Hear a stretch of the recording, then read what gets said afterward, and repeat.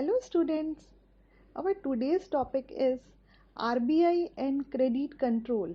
पहले दो video lecture में हमने organisational structure and functions of Reserve Bank of India के बारे में अध्ययन किया। आज हम क्रेडिट कंट्रोल के कौन कौन से मेथड हैं, हमारा केंद्रीय bank reserve Bank of India उनका प्रयोग किस प्रकार करता है, इन सभी बातों का अध्ययन हम करेंगे। So let's start. सबसे पहले जानते हैं साख नियंत्रण क्या होता है। What is the meaning of credit control. साख का नियंत्रण करना केंद्रीय बैंक का प्रमुख कार्य है। साख के नियंत्रण से आशय है कि केंद्रीय बैंक साख की मात्रा को देश की मौद्रिक आवश्यकता के अनुसार कम या अधिक करे। साख की मात्रा आवश्यकता से अधिक होने पर देश में मुद्रास्फीति की स्थिति उत्पन्न हो जाती है। इससे देश में कीमतें बढ़ने लगती हैं। दूसरी तरफ साख की मात्रा कम होने पर देश में मुद्रा संकुचन की स्थिति उत्पन्न हो जाती है। देश के औद्योगिक एवं आर्थिक विकास में रुकावटें उत्पन्न होती हैं। अर्थव्यवस्था में मंदी उत्पन्न हो जाती है। बेरोजगारी बढ़ने लगती है। या हम इसे इस प्रकार भी समझ सकते हैं, व्यापारिक बैंकों के पास अपने एकत्रित नगद जमा से कई गुना अधिक ऋण दे देते हैं। इसे ही साख का निर्माण कहा जाता है। पर व्यापारिक बैंक नगद जमा के आधार पर मनमाना साख का निर्माण नहीं कर सकते। वो एक निश्चित सीमा तक ही साख का निर्माण कर सकते हैं और यह निश्चित सीमा जो केंद्रीय बैंक निर्धारित करती है, इसे ही साख का नियंत्रण कहते हैं। केंद्रीय bank reserve Bank of India साख नियंत्रण करने की दो विधियों का प्रयोग करता है। परिणात्मक साख नियंत्रण क्वांटिटेटिव क्रेडिट कंट्रोल, गुणात्मक साख नियंत्रण qualitative credit control. Quantitative credit control परिणात्मक साख नियंत्रण की विधियां। साख नियंत्रण के वे तरीके परिणात्मक तरीके कहलाते हैं जो व्यापारिक बैंकों के नगद कोषों पर प्रभाव डालकर उसे आवश्यकता अनुसार घटा या बढ़ा देते हैं। इसके अंतर्गत रिजर्व बैंक ऑफ इंडिया व्यापारिक बैंकों के नगद कोषों को नियंत्रित कर उसकी साख निर्माण करने की शक्ति को प्रत्यक्ष रूप से प्रभावित करता है। परिणात्मक साख नियंत्रण की निम्न विधियां हैं। पहला, बैंक दर बैंक रेट। बैंक दर से अभिप्राय उस दर से है जिस पर केंद्रीय बैंक व्यापारिक बैंकों के प्रथम श्रेणी के विनिमय विपत्रों की पुनर्कटौती करता है और स्वीकार करने योग्य प्रतिभूतियों पर ऋण देता है। कुछ देशों में इसे कटौती दर भी कहा जाता है। बैंक दर बाजार दर से भिन्न होती है। बाजार दर वह ब्याज दर है जिस पर व्यापारिक बैंक तथा अन्य संस्थाएं बिलों की कटौती करते हैं, अर्थात किसी जमानत पर ऋण अपने ग्राहकों को देते हैं। इस प्रकार बैंक दर केंद्रीय बैंक की पुनर्कटौती दर है, तो बाजार दर व्यापारिक बैंकों की पुनर्कटौती की दर रीडिस्काउंट दर होती है। बैंक दर और ब्याज दर दोनों में घनिष्ठ संबंध है। बैंक दर बढ़ जाने पर बाजार दर भी बढ़ जाती है। बैंक दर घटा देने पर बाजार दर भी कम हो जाती है, किंतु बैंक दर सामान्यतया बाजार दर से अधिक होती है। इसका कारण यह है कि केंद्रीय बैंक व्यापारिक बैंकों का अंतिम ऋणदाता होता है। ये बैंक केंद्रीय बैंक से ऋण की मांग तभी करते हैं जबकि इन्हें अन्य संस्थाओं से ऋण नहीं मिल पाते। ऐसी स्थिति में केंद्रीय बैंक उनसे कुछ ऊंची ब्याज दर पर वसूल करता है। आइए अब देखते हैं रिजर्व बैंक बैंक दर में परिवर्तन करके किस प्रकार साख की मात्रा पर प्रभाव डालता है। यदि देश में साख की मात्रा में वृद्धि करनी है तो बैंक दर में कमी कर दी जाती है, अर्थात केंद्रीय बैंक सस्ते ब्याज दर पर बिलों की पुनर्कटौती करता है, रीडिस्काउंट करता है और कम ब्याज पर ऋण देता है। तब व्यापारिक बैंक भी कम ब्याज दरों पर ऋण एवं अधिविकर्ष अपने ग्राहकों को स्वीकृत करता है। ब्याज दर कम होने पर ऋण की मात्रा बढ़ जाती है और साख की मात्रा इकोनॉमी में बढ़ जाती है। इसके जस्ट विपरीत जब केंद्रीय बैंक अर्थात आरबीआई को साख की मात्रा कम करना चाहता है तो वह बैंक दर में वृद्धि कर देता है। इससे आरबीआई से प्राप्त ऋण महंगा हो जाता है। बैंक दर बढ़ जाने पर व्यापारिक बैंक भी अपनी ब्याज दरें बढ़ा देता है। ब्याज की दरों में वृद्धि के कारण ऋण की मांग कम हो जाती है, तो परिणाम स्वरूप साख की मात्रा इकोनॉमी में कम हो जाती है। नेक्स्ट है खुले बाजार की क्रियाएं। खुले बाजार की क्रिया ओपन मार्केट ऑपरेशंस का अर्थ विस्तृत एवं संकुचित दोनों अर्थों में समझ सकते हैं। विस्तृत अर्थ में खुले बाजार की क्रियाओं के अंतर्गत केंद्रीय बैंक द्वारा मुद्रा बाजार में किसी भी प्रकार के बिलों अथवा प्रतिभूतियों का क्रय विक्रय किया जाता है, किंतु संकीर्ण अर्थ में केंद्रीय बैंक द्वारा केवल अल्पकालीन एवं दीर्घकालीन सरकारी प्रतिभूतियों का क्रय विक्रय किया जाता है। इससे आपको क्लियर हो गया कि खुले बाजार की क्रियाओं में जब किसी भी प्रकार के बिल या प्रतिभूतियों का क्रय विक्रय होता है तो ये मानिए कि वो विस्तृत अर्थ में है। और अगर इन शॉर्ट माना जाए तो अगर केवल अल्पकालीन एवं दीर्घकालीन सरकारी प्रतिभूति, ओनली सरकारी प्रतिभूति का क्रय विक्रय होता है तो वह संकीर्ण अर्थ में समझा जा सकता है। रिजर्व बैंक खुले बाजार की क्रियाओं के द्वारा साख का नियमन किस प्रकार करता है, इसको समझते हैं। साख नियंत्रण के एक साधन के रूप में केंद्रीय बैंक बाजार में सरकारी प्रतिभूतियों के क्रय विक्रय के द्वारा चलन की मात्रा तथा बैंकों के नगद कोषों को प्रभावित करता है। जब देश में साख की मात्रा को कम करना होता है तो केंद्रीय बैंक मुद्रा बाजार में प्रतिभूतियों को बेचना शुरू कर देता है।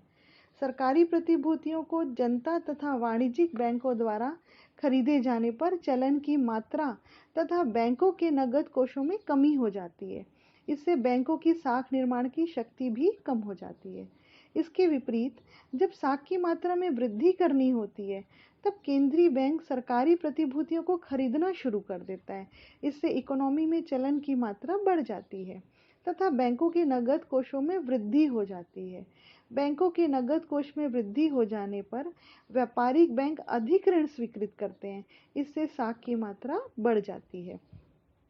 साख एवं मुद्रा के संकुचन या प्रसार पर बैंक दर जहां अप्रत्यक्ष प्रभाव डालती है, वहीं खुले बाजार की क्रियाओं का प्रभाव प्रत्यक्ष एवं तत्काल होता है। अतः खुले बाजार की क्रिया का प्रभाव शीघ्र एवं प्रभावशाली होता है। इसलिए खुले बाजार की क्रिया को बैंक दर की तुलना में श्रेष्ठ माना जाता है, किंतु ये दोनों रीतियां ही एक दूसरे की पूरक हैं। साख की मात्रा पर नियंत्रण करने के लिए दोनों रीतियों का प्रयोग रिजर्व बैंक साथ साथ करता है। नेक्स्ट है बैंकों के नगद कोष अनुपात में परिवर्तन, changes in cash reserve ratio CRR। केंद्रीय बैंक बैंकों के रूप में कार्य करता है, अर्थात सभी सदस्य बैंकों को अपनी कुल जमा राशि का एक निश्चित प्रतिशत रिजर्व बैंक के पास नगद कोष में रखना पड़ता है। रिजर्व बैंक को यह अधिकार प्राप्त होता है कि वह इस नगद कोष अनुपात में परिवर्तन करके बैंकों के साख निर्माण की शक्ति को कंट्रोल करे। जब रिजर्व बैंक इस नगद कोष अनुपात में वृद्धि कर देता है तो व्यापारिक बैंकों के पास नकदी की मात्रा कम हो जाती है, जिससे उनकी साख या ऋण देने की क्षमता कम हो जाती है।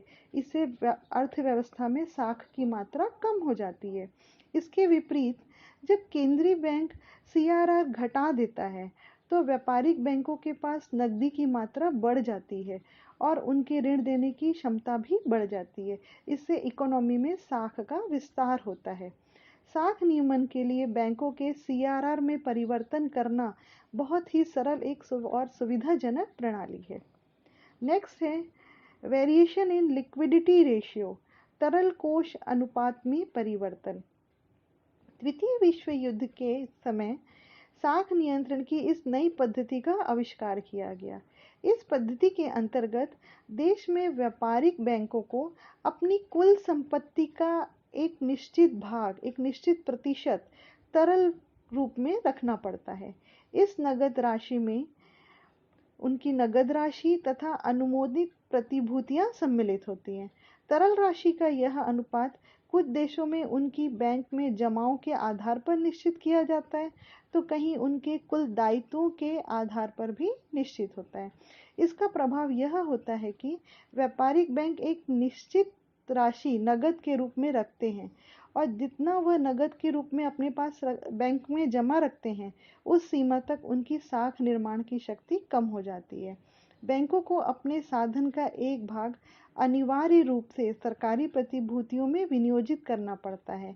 इससे आरबीआई को खुले बाजार की क्रिया करने में भी सुविधा होती है। साख नियंत्रण की दूसरी विधि है गुणात्मक साख नियंत्रण, क्वालिटेटिव क्रेडिट कंट्रोल। साख नियंत्रण के वे तरीके गुणात्मक तरीके कहलाते हैं जो विशिष्ट उपायों द्वारा साख नियंत्रण करते हैं। गुणात्मक साख नियंत्रण का उद्देश्य साख के प्रयोग पर नियंत्रण करना होता है। बैंकों की साख निर्माण की शक्ति को बिना प्रभावित किए केंद्रीय बैंक ऐसे उपाय करता है जिससे साख का प्रयोग केवल उन्हीं कार्यों को करने की अनुमति दी जाती है जिन्हें रिजर्व बैंक उचित समझता है। चयनात्मक साख नियंत्रण। चयनात्मक साख नियंत्रणों का या उपायों का उद्देश्य साख के प्रयोग को नियंत्रित करना होता है। इसके अंतर्गत संपूर्ण अर्थव्यवस्था को प्रभावित न करके विशेष क्षेत्रों की आर्थिक अथवा वित्तीय क्रियाओं को प्रभावित करना होता है। चयनात्मक साख नियंत्रण की निम्नलिखित विधियां। पहला, ऋण सीमाओं में परिवर्तन करना, चेंज ऑफ क्रेडिट लिमिट।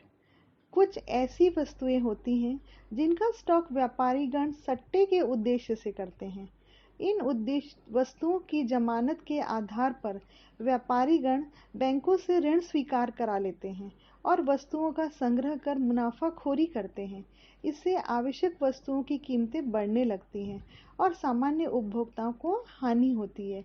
इसे नियंत्रित करने के लिए केंद्रीय बैंक व्यापारिक बैंकों को धरोहर मॉर्गेज के रूप में रखे गए माल के मूल्य तथा ऋण की राशि में अंतर की सीमाओं को बढ़ा देता है, जिसके परिणाम स्वरूप व्यापारिक बैंकों की ऋण देने की क्षमता घट जाती है और साख का विस्तार कम हो जाता है, जिससे कि मुनाफाखोरी, सट्टेबाजी इत्यादि पर नियंत्रण लग जाता है। जैसे इसे हम एक एग्जाम्पल से समझ सकते हैं। मान लीजिए चावल का स्टॉक करने के लिए व्यापारिक बैंकों से 30% मूल्य के अंतर पर लोन मिलता है। अर्थात जैसे कि 1000 रुपये के चावल के स्टॉक के पीछे व्यापारिक बैंक व्यापारियों को 700 रुपये का ऋण स्वीकृत कर देता है। अब यदि केंद्रीय बैंक इस अंतर को 30% से बढ़ाकर 50% कर देता है, तो बैंकों द्वारा 1000 रुपये के चावल को स्टॉक करने पर केवल 500 रुपये का ऋण स्वीकृत किया जाएगा। इस प्रकार ऋण की सीमा 700 से 500 रुपये कम किए जाने पर साख का निर्माण कम हो सकता है। नेक्स्ट है ब्याज दर में भिन्नता।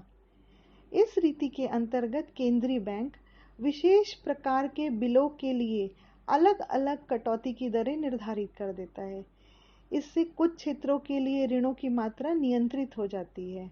फॉर एग्जाम्पल, यदि केंद्रीय बैंक कृषि के लिए साख को प्रोत्साहन देना चाहता है, जबकि कुछ विशेष प्रकार के व्यापार एवं उद्योग के लिए लोन की मात्रा को सीमित करना चाहता है, तो कृषि बिलों की कटौती दर में कमी कर देगा, जबकि अन्य व्यापारिक एवं उद्योगों के लिए बिलों की कटौती दर बढ़ा देगा। इससे कृषि क्षेत्र में व्यापारी बैंकों द्वारा अधिक ऋण स्वीकृत किया जाएगा तथा उद्योग एवं व्यापार क्षेत्र में कम ऋण स्वीकृत किया जाएगा। नेक्स्ट है ऋणों की जांच तथा नियंत्रण। केंद्रीय बैंक कुछ विशेष क्षेत्रों में ऋण को प्रोत्साहित करना चाहता है, जबकि अन्य क्षेत्रों में वह ऋण को निरुत्साहित करना चाहता है। ऐसी स्थिति में कुछ विशेष क्षेत्रों में एक लिमिट से अधिक लोन देने पर वह प्रतिबंध लगा देता है। यदि इस सीमा से अधिक ऋण देना पड़े तो इसके लिए व्यापारिक बैंकों को आरबीआई से स्वीकृति लेना आवश्यक होता है। कुछ देशों में व्यापारिक बैंकों को नई कंपनियों से शेयर खरीदने के लिए भी ऋण देने में मनाही है, ताकि नई कंपनियां सीधी जनता से पूंजी प्राप्त करें। नेक्स्ट उपाय है आयात पूर्व जमा।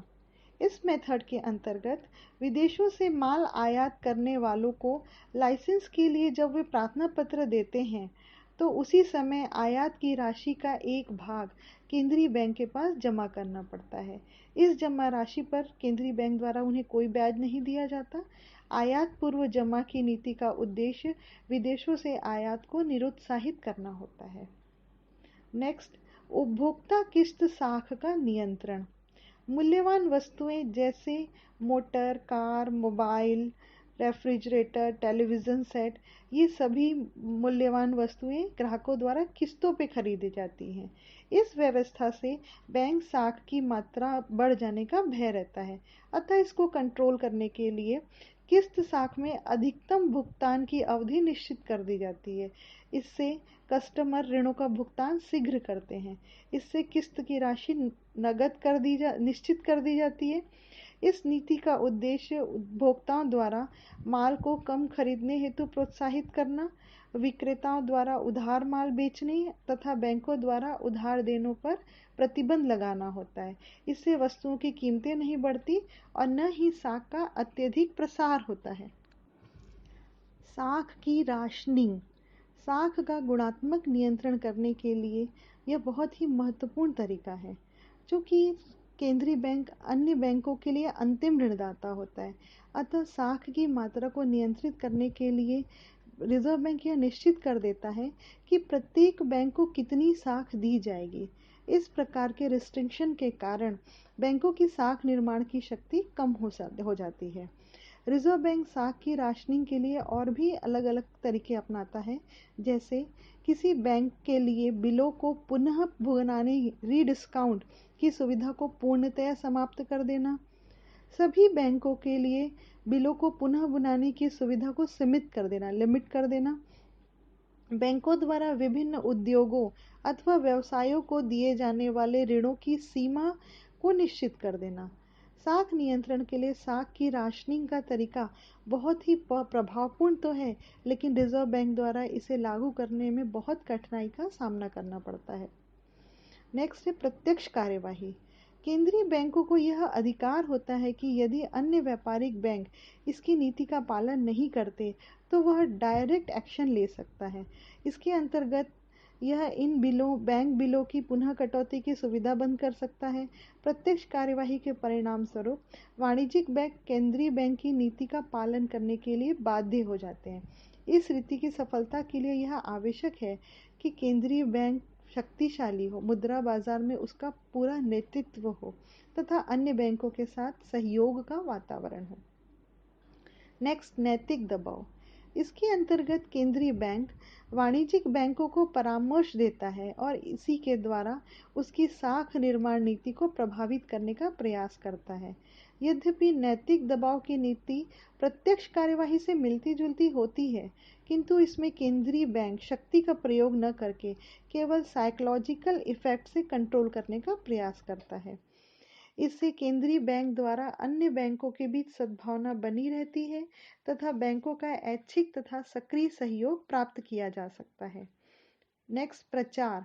वर्तमान युग में विज्ञापन का बहुत ही महत्व है। जो काम कानून द्वारा संभव नहीं होता वह प्रचार से पूरा हो सकता है। साख नियंत्रण की दृष्टि से प्रचार के महत्व के संबंध में मैक लेग्ल्यू ने कहा है, साख में प्रधान तत्व मस्तिष्क की दशा है, इसलिए आप साख का नियंत्रण तब तक नहीं कर सकते जब तक लोकमत को नियंत्रित नहीं कर लेते। हर देश में केंद्रीय बैंक पत्र, पत्रिकाएं, पुस्तिकाएं इत्यादि प्रकाशित करता रहता है। इनके माध्यम से वह बैंक की आर्थिक स्थिति जनता के सामने प्रस्तुत करता रहता है और भविष्य की नीति के बारे में भी संकेत देते रहता है। सामान्यतः इन प्रकाशनों से व्यापारिक बैंकों को केंद्रीय बैंक के विचार ज्ञात होते रहते हैं तथा अपनी साख नीति अपने आप वो ठीक दिशा में स्वयं ढाल लेते हैं। प्रचार नीति नैतिक दबाव का ही एक सामान्य स्वरूप है। रिजर्व बैंक साख नियंत्रण के लिए गुणात्मक एवं परिमाणात्मक दोनों साख नियंत्रण विधियों का प्रयोग करता है, परंतु साख नियंत्रण के लिए उसे कुछ परेशानियों का सामना करना पड़ता है। कुछ तथ्य ऐसे हैं जिसके कारण उसे परेशानी होती है। वे तथ्य इस प्रकार हैं। बैंकों के पास नगद कोषों की अधिकता। वस्तुतः जब बैंकों के निक्षेप में वृद्धि हो रही हो तो ऐसी स्थिति में अधिक बैंक दर, अधिक शुद्ध तरलता अनुपात बैंकों की साख के विस्तार करने की क्षमता पर विशेष प्रभाव नहीं डालती। वित्तीय अनुशासनहीनता। राष्ट्रीयकृत बैंकों द्वारा वित्तीय अनुशासन का पालन नहीं किया जा रहा है, बल्कि इन बैंकों ने बड़ी मात्रा में अनावश्यक साख का विस्तार किया है, जिससे जमाखोरी और कीमत प्रसार को बढ़ावा मिला है। विजय माल्या, पीएनबी ये सब इसके उदाहरण हैं। गैर बैंकिंग संस्थाओं पर नियंत्रण न होना। रिजर्व बैंक का गैर बैंकिंग संस्थाओं और देशी बैंकरों पर आज भी कोई नियंत्रण नहीं है, जबकि ये देश के व्यापार एवं उद्योग में महत्वपूर्ण भूमिका अदा करते हैं। नेक्स्ट, बाजार में समन्वय का अभाव। देश में संगठित एवं असंगठित मुद्रा बाजार में समन्वय नहीं है। स्वदेशी बैंकर जो ग्रामीण क्षेत्रों में किसानों एवं श्रमिकों को ऋण देते हैं, वो आज भी आरबीआई के नियंत्रण से परे हैं। काले धन का व्यापक प्रचलन। मौद्रिक नीति को अपंग बनाने वाला एक प्रमुख घटक देश में समानांतर अर्थव्यवस्था का पाया जाना अर्थात काले धन का व्यापक प्रचलन है। गैर सरकारी अनुमानों के अनुसार काले धन की मात्रा सकल राष्ट्रीय उत्पाद के 30 से 40% के बराबर है। ई मुद्रा का प्रयोग। ई मुद्रा का व्यापक प्रयोग केंद्रीय बैंक की मुद्रा अर्थात जनता में नोट मुद्रा की काफी सीमा तक स्थान ले सकता है। किसी भी देश के केंद्रीय बैंक की बैलेंस शीट में करेंसी नोट का प्रमुख भाग होता है। ई मुद्रा के प्रयोग से रिजर्व बैंक की बैलेंस शीट का आकार सिकुड़ जाएगा, जिससे रिजर्व बैंक की इफेक्टिव ओपन मार्केट ऑपरेशन करने की क्षमता प्रभावी होगी। नेक्स्ट है मुद्रा बाजार का धीमा विकास। मौद्रिक नीति या मौद्रिक नियंत्रणों की सफलता न केवल एक सुगठित और कुशल मुद्रा बाजार पर निर्भर करती है, बल्कि भारत का मुद्रा बाजार एवं पूंजी बाजार आज भी असंगठित एवं अकार्यकुशल है, जिसके कारण साख नियंत्रण अप्रभावी बनकर रह गई है। अंतर्राष्ट्रीय मौद्रिक संकट। रिजर्व बैंक के प्रभाव को दबाने में अंतर्राष्ट्रीय मौद्रिक संकट का भी हाथ है। विश्वव्यापी मुद्रास्फीति का भारतीय अर्थव्यवस्था पर भी प्रभाव पड़ता है। सीमित कार्य क्षेत्र। रिजर्व बैंक के साख नियंत्रण के उपकरण व कार्य क्षेत्र केवल अनुसूचित बैंकों तक ही सीमित है। अतः जिस सीमा तक स्फीतिजनक परिस्थितियों के कारण हिनार्थ प्रबंध और वस्तुओं की कमी है, ऐसी स्थिति में रिजर्व बैंक के कोई भी उपाय प्रभावी सिद्ध नहीं हो पा रहे हैं। मौद्रिक लक्ष्य निश्चयन का अभाव। मुद्रा पूर्ति, उत्पादन एवं कीमतों के बीच एक गहरा संबंध होता है, परंतु यह दुख की बात है कि रिजर्व बैंक और सरकार दोनों ने ही इस समीकरण की सदैव उपेक्षा और उल्लंघन की है। आशा है इस वीडियो से आपको रिजर्व बैंक की साख नियंत्रण की विभिन्न रीतियां अच्छी तरह समझ में आई होंगी। धन्यवाद।